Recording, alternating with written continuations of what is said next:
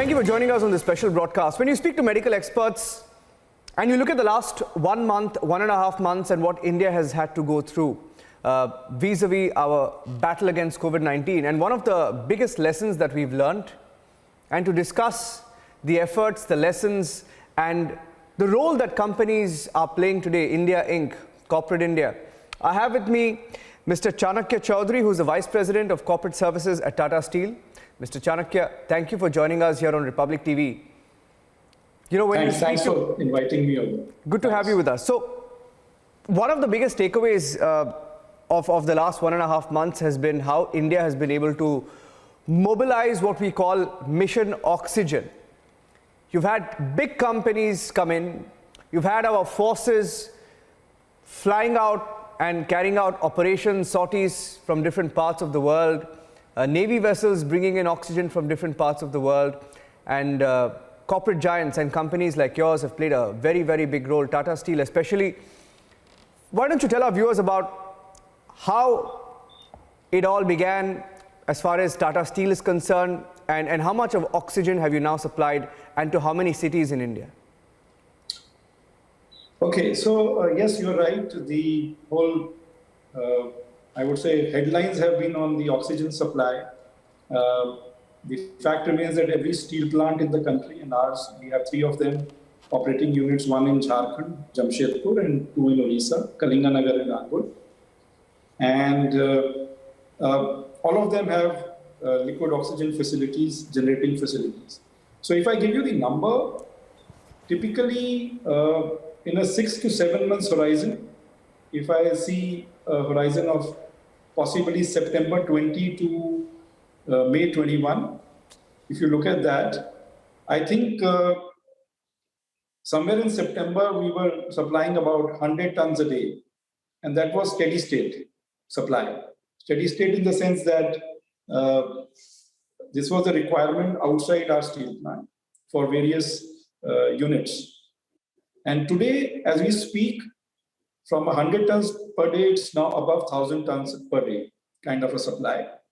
From Tata Steel, all 3 plants put together, and that's been a consistent supply in the month of May, especially. We've been actually supplying more than 1,000 a day. And if I look at the quantum, I would restrict myself from April onwards till now. I think we've done about more than 30,000 tons in totality. Exact numbers would be about 35,000 tons from 1st of April till, let's say, yesterday, 21st of May. So that's the kind of supply. On the cities it has gone to, many months back, I think starting from wave 1 itself, government had set up an empowered committee in Delhi, Government of India that is, and they had actually been taking up data for all the steel plants in terms of how much is the production of liquid oxygen, how much is the consumption, how much is the stocks available and stuff, and what is the kind of increase that can happen on the generation itself. And Government of India has allocated various states which will get supplies from various steel plants. So all our steel plants, which are 3 in number, kind of supply to 4 or 5 states from each of the plants. So if I talk about, let's say, Odisha, it goes to Odisha, West Bengal, it goes to Andhra, it goes to Telangana, it goes to Tamil Nadu, and so on and so forth. It also goes to Rajasthan and Delhi. And similarly, from Jamshedpur plant, we send it to Bihar, Jharkhand, obviously we are home state, plus Madhya Pradesh, Delhi, and so on and so forth. So Chhattisgarh. So I think these are the states allocated, and these are the places where it has been. You know, Mr. Chanakya, one of the experts that we were speaking to a few days back, I think it was Dr. Devi Shetty, and he said, no other country could have pulled off what India has done as far as the oxygen operation is concerned. The way we mobilized every key resource that we had that could produce and transport this oxygen. And we were looking at some of the pictures of the steel plant in Jamshedpur and how liquid medical oxygen is produced, transported and taken to the different cities and states. Why don't you tell our viewers a little bit about what the process involves and why it's such a big operation? Yeah. No, as I started by saying that liquid oxygen plants are a part and parcel of operations of steel plants. So typically every integrated steel plant would have a kind of a liquid oxygen plant. So have we. Now the process is obviously it's a very, very technical process, but I'll try to break it down into simple steps. So the air is sucked from the atmosphere. That's where we get our air from in the whole process chain. Then it is cleaned up of all any dust particles through filters or anything which is not the right component to be there. It is then compressed to 6 bar, and then this is cooled. After the compressed air comes in, it is cooled, purified, and it is through the cooling process. And again, it is cleaned up of any water particles, any vapors, or CO2, carbon dioxide, hydrocarbons. And these are molecular sieves which are used to clean it up. Again, it is compressed further through booster air compressors, and it reaches a very close to a liquefaction stage, where then it goes through the heat exchanging process, and air is cooled down to minus 170 degrees. And then it again is passed through turbines, which we in normal terms call it a distillation process. And there you have distillation process as columns, and at minus 170 degrees, it starts going down the column. And when it's called the cold box process, where it's mostly liquid, a little bit of air, and through that, there's a small portion of nitrogen or argon, and because it has a different, I would say, boiling point, a lower boiling point of minus 190, 180, it starts going up the column. So it is removed from there, and purified liquid oxygen goes down and can be removed from there. And the purity is as high as about 99.5 percentage. Now, from there, it is collected again at the bottom, and some portion of it is cooled again, where we want to take it back to an pure oxygen stage. That is what pure oxygen, air oxygen is used in the steel plants. And most of it is liquefied, which is put into tanks and then used for various purposes. It could be, mostly it is for medical oxygen, which is for human beings. And the air oxygen, which is again vaporized with the heat exchanging process, is used in the steel plants and some of the fabrication units, downstream units, etc., etc. So in short, that is the whole process of, I would say, generating the liquid oxygen. Now, the second part is obviously because there was a huge planning which was done from wave one onwards in terms of who has what capacity, how much is getting produced, what are the stocks available, how much do we need to use in our plants, and allocations were done by Government of India. So it all had connected dots. So there was not much thereafter to, start the operations, so to speak. But yes, and there was also a discussion about how much more can be produced from the current units. And that also, I think, I must say that all the operating units across the steel plants have tried to produce more and more going forward, so that, more can be supplied as required. Yeah.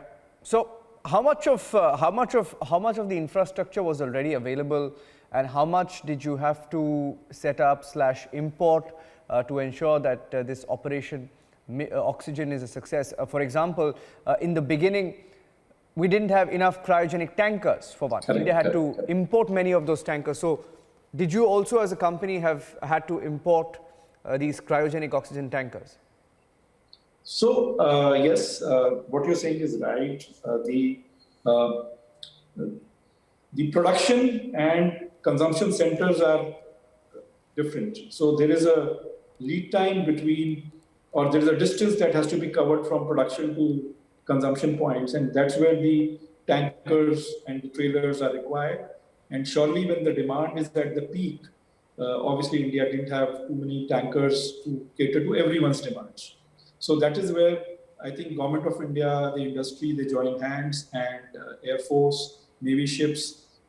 We as a group, Tata Group and Tata Steel, we started scouting for containers outside India, and till date we've imported about 40 of them.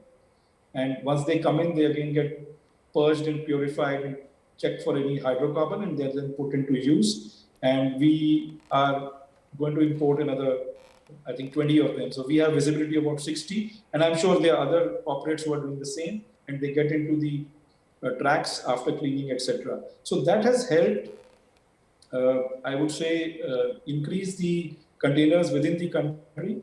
But also, the Government of India and the state governments together worked out the supply side, which is the logistics constraints which were coming in. Because there's as I was saying, let's say Jamshedpur plant, the containers have to come from a particular state and go back after filling. There's a lead time. So I think Government of India, when they started the oxygen on rails, that has helped because it cuts down the travel time. Secondly, the Air Force aircrafts were used in emergency for airlifting the empty containers from the consuming point to the closest airport to the generating. So let's say Ranchi Airport, Bhubaneswar Airport were getting empty containers, then they would drive down to the plant, fill it up, and then either go back by road or on trains. So that all has also helped in the process. Yeah. And every time India is faced with such a situation, Tata Group has always stepped forward and has been one of the first to help not just the community, but your efforts have reached every corner of India. Tell us a little bit about that. We saw some of the medical facilities that the Tata Group was either operating or managing.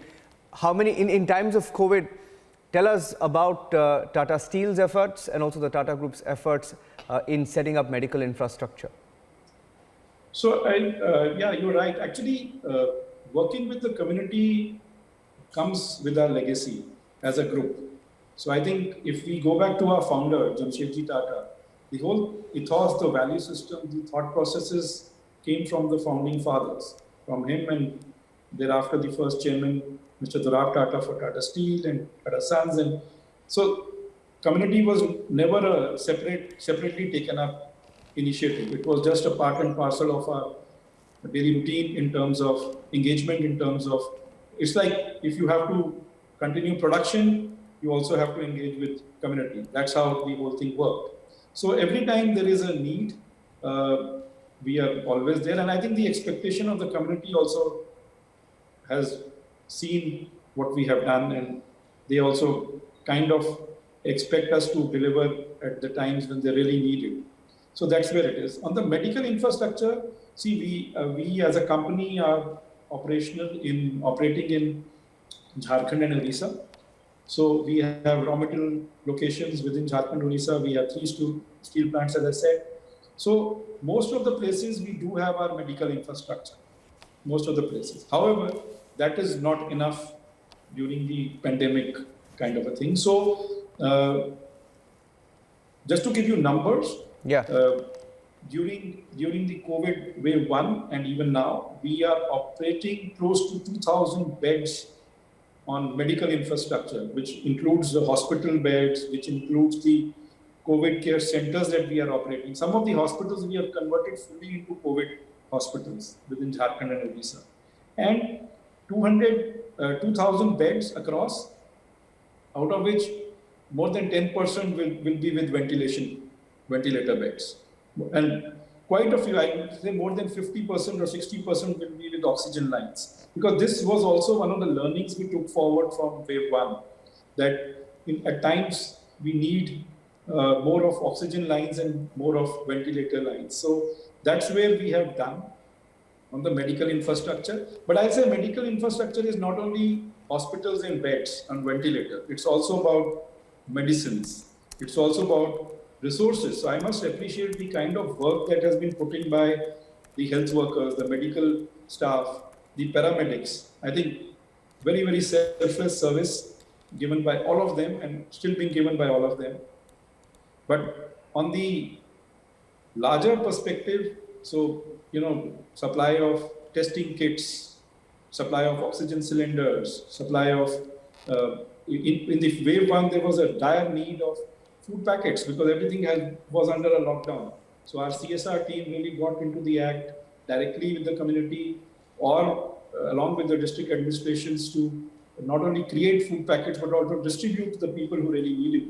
So I think it all goes hand in hand the way we've done. even now, as we speak, from a Tata Group perspective, a lot of initiatives have been taken with regard to supply of oxygen concentrators, the tankers I've already spoken about, and hotels. Our Taj Hotel Group has actually converted many of their hotels into COVID health centers and COVID care centers.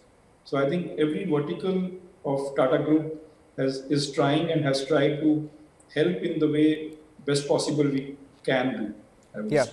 And most of the states that you operate out of, that is Tata Steel especially, Jharkhand, and we've seen Jharkhand has been, situation is slightly better today than what it was a couple of weeks ago, and also Odisha. Now, these are states where a lot of migrant population returned back from their respective cities and states. Now, tell us a little bit about the efforts, because we hear of some of the community efforts that the group has undertaken to ensure that there is last mile delivery. Tell us, one, a little bit about these efforts, and two, how many people have you directly impacted? See, as a group, as I was mentioning, CSR or community engagement is a part and parcel of our daily routine. Let's put it that way. So, wave one, the requirements were very different. This wave, the requirements are pretty different. So, we have also kind of customized under our banner of Tata Steel Foundation. That's our foundation through which we do our community engagement programs. Now, in wave one, as you rightly said, there was a lot of migrant population. There was a lockdown. People were coming back. People had lost their lives. So we had listed out something called the 10-point program under the COVID care, and that program really did well, I would say, during the wave one. So it was not only about food packets, as I was mentioning. It was also about education. It was also about health, and it was also about volunteering service in terms of reaching out to people and engaging with them. And I remember during the wave one, there was a lot of discussion happening in terms of how would people reach back. So we created a digital platform called Farishta, which is Farishta primarily. But our volunteers would reach out to them and what is the need they have and kind of give it to them. We also worked a lot with the local population, which lost their daily livelihood because there was a lockdown. They could not come to the cities or the smaller towns to give their daily produce of fruits and vegetables, and created digital platforms along with Swiggy and Zomato's, and got their produce picked up, got the orders through online service, and sent the money back to them. So that was done during the wave one quite a lot. However, if I talk about how many people we reached out, I would say in the wave one, we had touched about 9.5 lakhs, close to, I would say 10 lakhs, 1 million. But during the second wave now, the need is very different. The requirements are, I would say, very, very different than what they were in wave one. So from April onwards, we have reached out to about 3.5 lakh people till date, 3.5 lakh. But the interactions and interventions are very different. So I'll tell you, they are very, very interesting interventions right now, because some people are still being sent food packets. Like, for example, we had many people in Jharkhand who got hospitalized as a family. There were only a few people left at home who needed food. So our CSR team has reached out along with the district administration, made food packets, got them delivered, etc. But I think there were 2 or 3 initiatives which we have rolled out during this period, which have really been doing well. One is called Apno Ki Suno.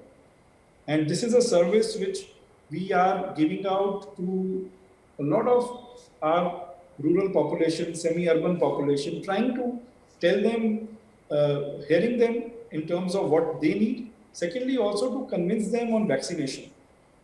Convince them a lot more on vaccination in terms of what all needs to be done, how vaccines are good. When we, in our Tata Steel Foundation, we have a team of doctors. Because, if I go and speak, I don't have the credentials, I don't have the background to talk about health as such. But if a doctor is speaking, it gives the credibility. So our doctors actually engage with them, kind of convince them in terms of how vaccination will help you and how can you register yourself. And I thought got about a lot of about 10,000 registrations done through this Apno Ki Suno, and it is an ongoing initiative. The second, as I was mentioning, was on Farishta, uh, which is still continuing, and through that we are reaching out to people for whatever they need, and this is a voluntary service.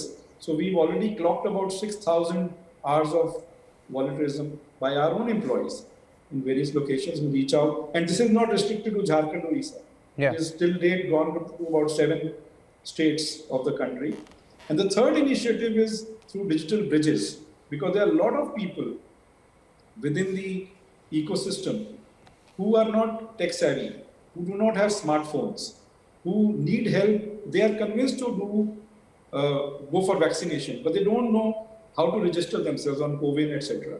So we've tried to help them to register through our digital bridges, and happy to say that through this helpline, we are able to till date register about 40,000 individuals who have then registered and hopefully will have got or will get their vaccinations. Yeah. So I think these are the three initiatives which we are taking forward. However, as a company, the other stuff like giving out oxygen cylinders, giving out oxygen concentrators, setting up more and more COVID care health facilities, giving out the testing kits, and helping the state governments. Especially Jharkhand needed some help in the medicines during the earlier period, so we used our relationship with some of the suppliers to help the state governments procure whatever they could. Moving forward, we are also trying to help out by setting facilities very close to our steel plants in all the three locations with air oxygen lines. And we are setting up close to about 1,000 to 1,500 beds across Jharkhand and Orissa, which are right now getting set up, and hopefully in the next month or so, those will be all operational. So that's the kind of initiative as a company we are taking and moving forward. Yeah. Is there a vaccination program at Tata Steel? Yeah, so the vaccination program, which started in January by the government, 16th of January, which we had also in parallel initiated for all our health workers and all frontline workers, and which was initially for 60 plus, then it was in the month of March converted into or added another vertical of 45 plus. So all the drives, whichever the government has rolled out, we have rolled out in all our locations, because as I said, we also have hospitals, and some of them have been along with the government, because initially we were picking up the medicines from the government, we were buying it out from the government. And from 1st April onwards, 45 plus have also been rolled out, and that's been also the initiative within our company. We set up centers, actually vaccination centers in all our plants itself. And now what has happened is from the middle of May, when the institutions have been told, the manufacturers of vaccines have been told to also supply something to private institutions. So we are doing 2-3 things. One is we have rolled out vaccination centers. If I talk about Jamshedpur, along with the government of Jharkhand, which are termed as the government vaccination centers, but our people are also getting vaccinated. Our medical staff is administering the whole thing. We have also tied up with some of the hospitals in various locations, like let's say NCR or in Mumbai, where our people are stationed, and there they are going and getting vaccinated.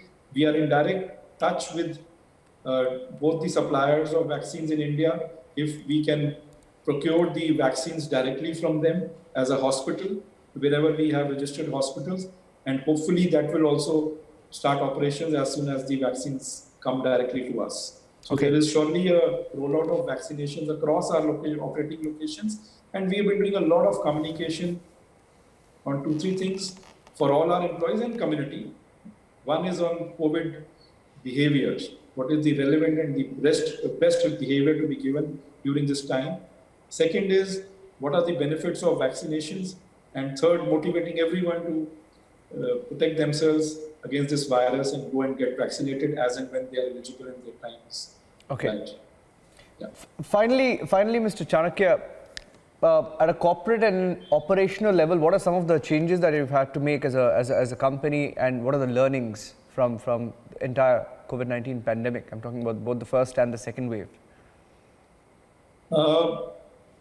See, some changes have already come in, and I think they will continue to come, continue to be there. Something called the COVID appropriate behavior. It's not only about wearing a mask and keeping yourself clean and hygienic and about sanitizations and all that. That will continue. That will continue. We've also made some structural changes in our company in terms of meetings, protocols for what all meetings need to be in person, what all need to be not in person, and we can actually do it on digital platforms, restrictions on travel. I think some of these things will continue to be there for some more time and for right reasons. At the operational level, as I started by saying that we had created something called the pods, which in different operating levels only kept a few people together, and doesn't mean that everyone will be working in one area. And so that if there is someone infected, that can be restricted to a smaller group rather than a larger spread. I mentioned about testing. So we have continued with our testing protocols for all our employees at all our locations, and we are reviewing those as well right now to see. Initially, we had, after wave 1, put it as once in 2 months, then increased it to once in 3 months, and now after this wave subsides, we are trying to review that to continue. I think the larger point post all this, one is as a company, what we will do at the operating level. I think everyone needs to get vaccinated as and when they are eligible, because the best way of protecting ourselves against the virus is to get vaccinated. And that's what I hear from all the experts, and that should continue. Yeah. Mr. Chanakya Chaudhary, thank you for speaking to Republic TV, and thank you for all the efforts that the Tata Steel and the Tata Group as a whole has put into this effort in the battle against COVID-19. It was a pleasure talking to you. Thank you so much for inviting me, and hope you all are safe and healthy. Thank you. Thank you. Thanks.